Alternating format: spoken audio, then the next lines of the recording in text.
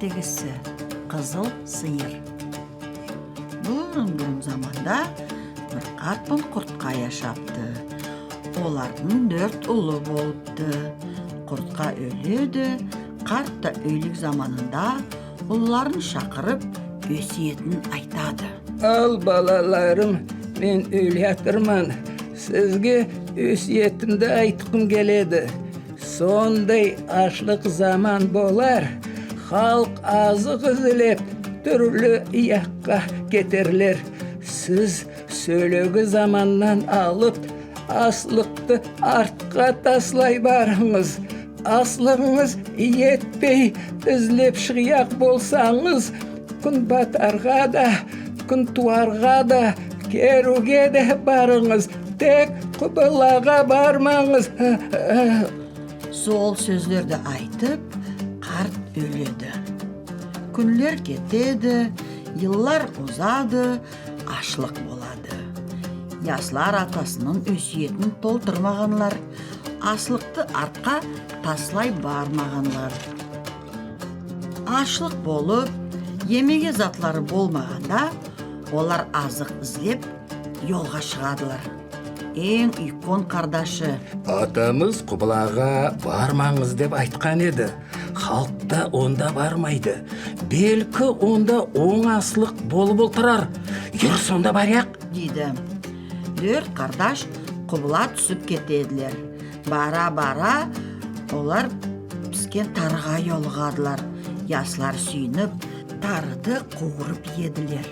Қарасалар, yolдың арғы басынан екі атланып, аттың бұрыннан ялын шашырап, аяқ астынан топырақ қоқып бір зат келе атыр.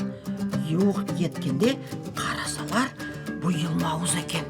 Мұнда нетіп ерсіңіз? Деп сорады ол яслардан. Біз ашлық болған ерден келгеміз. Сен бізге шамғалмай, 1-2 күн тары қорып емеге ызын бер, дейді иконлері.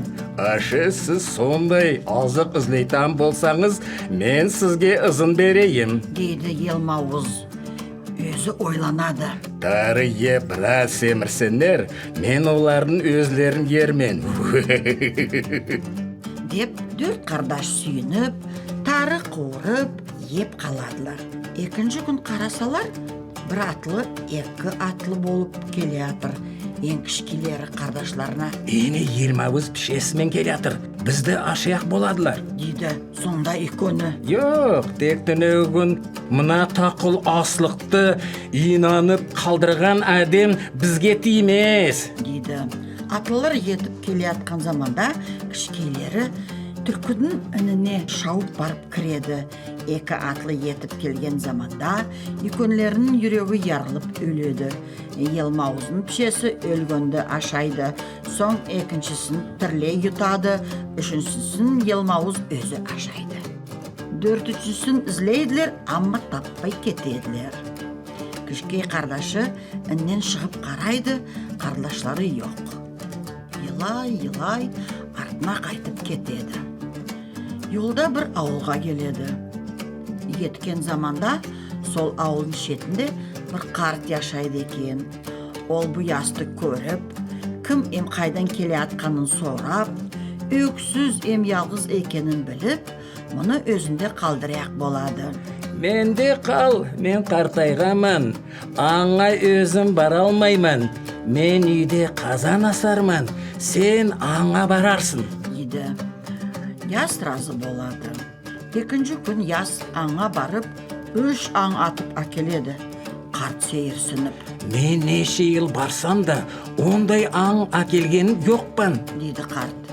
Яс пен қарт бек ару яшайдылар. Бір күн яс аңа барса, ағашлық ішінде бір зат яп-ярық болып тұрады. Қараса, бір қызыл сиыр екен. Оның терісі қызыллықтан от болып янады, соның сәулесі саулай ағашты ярқылдырады. Бала сол сиырды атып өлтіреді, сиырдың өзін саулайына әкеле алмай, терісін сыдырып үйге әкеледі. Тері сондай икон болады, қарттың үйіне сыймайды. Яс алады да терді үйдің төбесіне ябады. ол замандарда бұл ауылдың ханы өліп, Яз хан таққа мінген екен. Сол Яз хан ертеңте тұрып қараса, ауылдың шетінде бір зат янады. Вазірлерін шақырып сорайды. Вазірлері оға не тері екенін айтады. Хан ол теріді өзіне сатып алаяқ болып, Язды шақыртады. Мен білмеймен, ақамнан сораңыз, дейді Яз. Қарттан сорағанда, ол бір арба ақ ұн ауыстыраяқ болады. Хан разы болып, бір арба ақ ұн ебертіп, теріді үйіне әкелдіреді. Сонда вазірлері ханға: сен хан яңы таққа мінгенсің, өзің яссың, арусың. Егер білдің сүйекілерінен үй салдырып, сол үйдің терезесіне бұ теріді япсаң, оннан да ару болар еді, дейділер везірлер. Оны қайдан табайым? Дегенде, Теріді тапқан біл сүйегінде табар. дейділер олар. Хан Язды шақырып оға: Егер сен біл сүйегін таппасаң, босыңды кесерміз, дейді. Яз елап, ақасына барады. Ақасы айтады: қайғырма, бар да ханға, сен айтқанды мен етермен, мен айтқанды сен етсең, деп айт. Саға 40 арба айдаушы 40 сесе араққа әзірлесін. Яз екінші күн ханға айтады. Хан сол күн оқ бәрі затларды береді. Яз yolға шығып кетеді. Бара-бара бұлар бір тауға етеділер. Бұл таудың янында адамлерін қалдырып, 40 сесе арақыды алып, Яз су яғаға барады. Сол судың яғасында білілер су ішеді екен. Әрбір білдің өзінің су ішетаған олығы бар екен. Бұл Яз әрбір олыққа бірер сесе арақы құяды. Үйлі заманда білілер су ішпеге келіп, баяғы суды ішеділер де, есіріп, еғылып өледілер. Яз арба айдаушыларман 40 білді 40 арбаға тиеді де, үйге алып қайтады. Хан білдің сүйегінен үй салдырып, баяғы теріді яптырады. Бір күнінде вазірлер айтады: Сен хан бек арусың, ама етпей тағаны саға сол. Бір ерде тереклер бар. Олар өзлері йырлап тұрадылар. Соларды мұнда әкелдіріп, мына үйдің қасына олтырсаң, бек ару болар еді, дейділер вазірлер. Оны кім әкелер екен? Дегенде, Мына біллерді әкелген тереклерді де әкелер, дейділер олар. Хан Язды шақырып: Йырлайтаған тереклерді тапсаң таптың, таппасаң басыңды кесермен, дейді хан. Яз қайғырып ақасына барады. Ақасы оға: сен қайғырма, ханға барып, сен айтқанды мен етермен, мен айтқанды сен етсең, деп айт. Тіле оннан 500 арба, 500 қой, 500 сесе арақы. Барақ ерің сенің жын патшасы, йырлайтаған тереклер оның бауында, деп қарт не тегін үйретеді Язға. Яз ханға барып айтады. Хан бар затларды әзірлейді, Яз yolға шығады. Жын патшасына ете ятқанда бірінші сақлауын көреді. Олар итлерде 200 құмырсқалар екен. Яз оларға бірер сесе арақман, бірер қой беріп, оларды есіртіп, өзі ара бері барады. Екінші қабат сақлаушылары 2 итлер екен. Оларды да есіртіп кетеді Яз.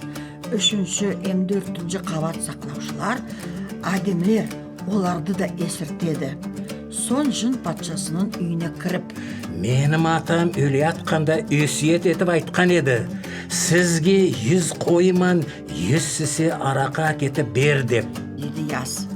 Жын патшасы оны хош көріп, бұға не тегін, не берегін білмей қалады. Соң Язды шақырып, қой тиеген арбаларға йырлайтаған тереклерді тиетіп, өзі озғарып жібереді. Яз үйге келіп, тереклерді ханның ауласына егеді, тереклер йырлап басылайдылар. Ханға келген қонақлар ол тереклерді көріп, бек сүйірсенеділер. Күндердің бір күнінде вазирлер ханға келіп, Сен хан яссың, саға үйленмеге керек. деділер олар. Хан Кімге үйленейім екен? дегенде вазирлері, Судың арғы яғында бір ханның қызы бар.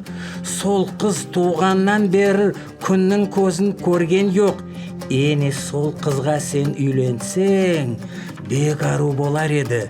Бұл юрлайтаған терекілерді әкеліп болған яс, ол қызды да әкелер. деділер олар. Хан ясты шақырып, қызда келмеге бұйырады. Яс қайғырып, ақасына барады. Ақасы оға, Қиналма, сен айтқанды мен етермен, мен айтқанды сен етсең деп ханнан бір кеме ал. Ол кемедің ішінде керек түрлі түкен болсын, онда түрлі затлар болсын. Сен өзің түкенші боларсың. дейді қарт. Яс барып ханға созатларды айтады. Хан екінші күн кемеді әзірлейді. Яс аз суман жолға шығып кетеді. Судың арғы яғындағы ханның еріне етіп, кеме судың яғасына, пішелердің су алатаған еріне барып тоқтайды. Суға келген пішелер кемедегі түкенлерді көріп, елге даңқ яядылар. Ол даңқ ханға етеді. Хан пішесімен келіп, кереклерін алып кетеділер. Түкеннің хабарын ханның қызына еткістеділер. Қыз атасына барып, сөйлеге дейін мен бір яқада шықпай отырғаман. Енді сол 40 түкенді барып көрейім та, дейді. Хан қызын жібереді. Қыз өзінің 40 сақлауымен кемеге жөнейді. Кемеге еткенде 40 сақлауы да қызбан крик болады. Сонда яс, Бәріңіз де кірсеңіз кемеді батырарсыз. Бірерлеп кіріп шығыңыз. дейді. Қыз кіргендей яс кемешіге қол сікілейді. Кеме ақырын жүріп басылайды. Қыз кемедің жүргенін сезбейді. Бір түкеннен шығып, екіншіге кіріп, 40 түкенді қарап шыққанға дейін кеме мына ястың ханларына келіп жетеді. Кеме тоқтайды, бұлар шығадылар. Қыз қараса, басқа бір хандыққа келгендер. Айланып қараса, қыздың анасы мен атасы бұларды қуып ететірлар. Қыз, мені қайда келгесіз? деп сұрайды. Сені біздің яс ханымызға хатын етіп бермеге әкелгенмен. дейді яс. Сонда қыз, мен сіздің ханыңызға бармаяқпын, саға баряқпын, дейді. Яс, мен үйретті деп айтарлар деп ойлап, ханын мақтап басылайды. Сол арада қыздың анасы мен атасы етіп келеділер.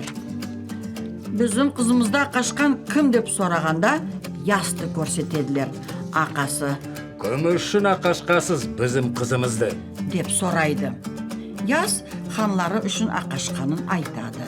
Сонда қыздың атасы ханның ару үйін, жырлайтаған тереклерін көріп, Бұл әлеме затларды кім салдырған? деп сұрағанда, ясқа көрсетеділер. Қыздың ақасы, Аше, сол тақыл затты сен еткенсің. Ханыңыз не еткенді? Бір пайдасыз отырған, әлі менің қызымды да алаяқ боладым. Ондай мәнесіз ханды аттың құйрығына байлап жіберіңіз. Өзіңізге хан етіп, мына ақылы ясты отыртыңыз. дейді қыздың атасы. Бір затты етпей олтыратаған ханды өлтіреділер де, яс өзі хан болып, қызды өзіне алады. Ярлы қарт атасында үйін төріне олтыртып, оңып өсіп яшап қаладылар.